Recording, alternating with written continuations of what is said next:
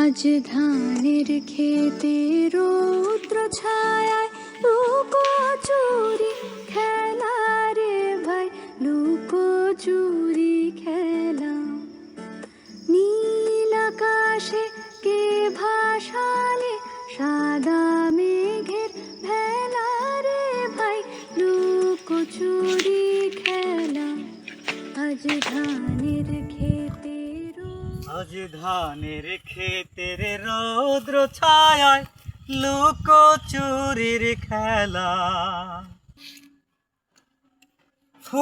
তো কইলাম ডাব পাড়ে তুই দিলি চাইতে পারে।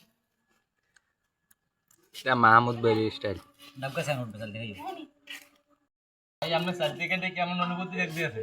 চালতে কাটতে খুবই লোদ লাগতে আছে।